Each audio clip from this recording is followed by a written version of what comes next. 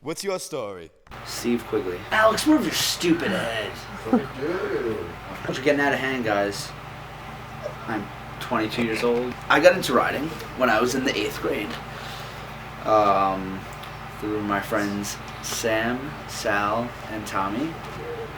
The skate park is past Howland Boulevard. I was not allowed to cross Howland Boulevard, so I wasn't allowed to go. Then my mom let me go one day, so. College of Staten Island. Staten Island's elite. It's one of the Ivy League schools that's not listed. It's an unlisted Ivy League. Can you shut up during my interview? I have a girlfriend. Her name is Lori. A girlfriend of 4 years. I have a sister. She's one of my best friends. We're pretty close. Mom and dad. They're awesome. Very supportive of bike riding. Favorite TV show is The Office. There's 9 seasons. Roughly 20 to 30 episodes per season. And I watch from the very first pilot episode to the finale, front to back. I'm on like my 8th rotation. Then suddenly she's not your hoe, no mo. I'm a full-time student at school, so I have 2 main jobs. I deliver pizza, local pizza boy, and 1 day a week I teach very small kids very basic level gymnastics. I used to do gymnastics when I was little, and then I also do background acting, which is when you see a commercial and there's a little person in the back that you can't see at all, that's what I do. And you get to be behind the scenes of commercials and show your friends, look, that's me. Oh yeah, okay. And I also walk a dog every week. I walk it 4 times a week. She lives around the block from me. Her name is Ruth. I think she turned 93 in February something. And she lives on her own, by herself. She's very young for her age. Like, she does everything by herself. She lives by herself with a dog. She cooks. She walks. She has a cane, but that's just for like, she doesn't need it. It's just like for a mental thing. But I walk her dog 4 times a week for 20 minutes. And I take her to the doctor. I'm a good Samaritan.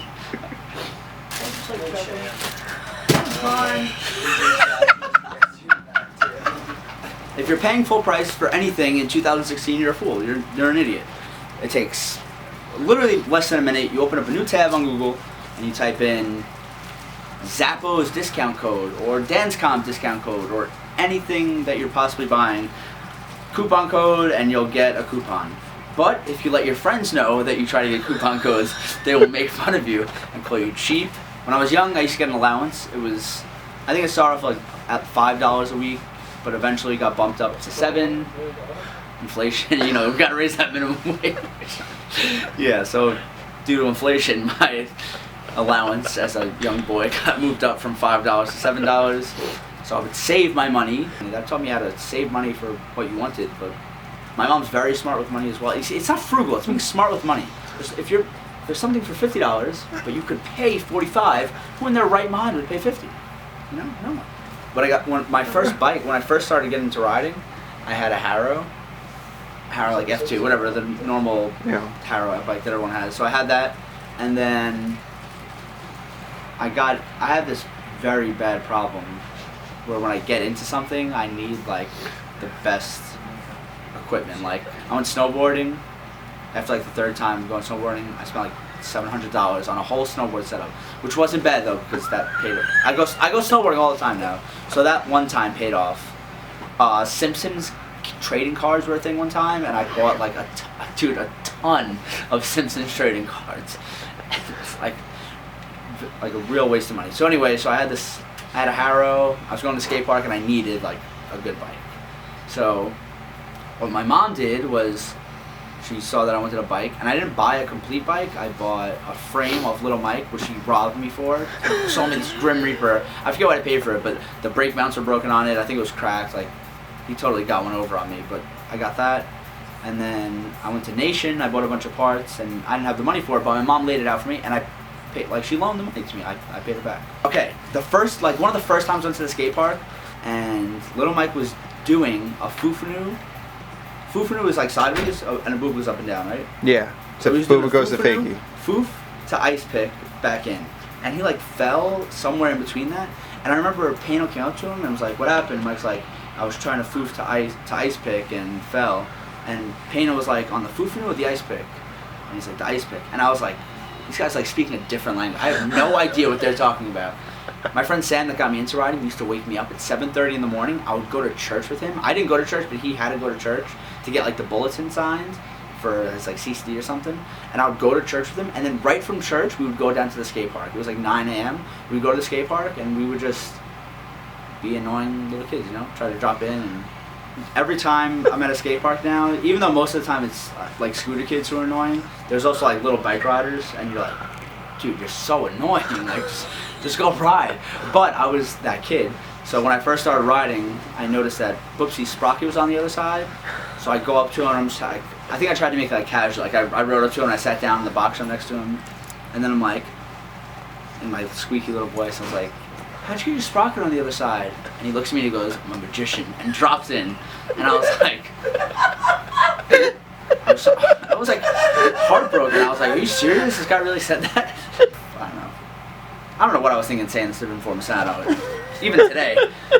But it definitely was like my first day at the skate park, and I said it to him. So I was there, I was riding for a little bit, so I was like familiar with everybody. We used to have Halloween jams at the skate park, and everyone would dress up. So I dressed up as a girl, and this will be the moment where we input the picture of me dressed up like a girl, and I legitimately looked like a girl because I don't know, I just looked like a girl. I was like 12. I didn't have this facial hair yet.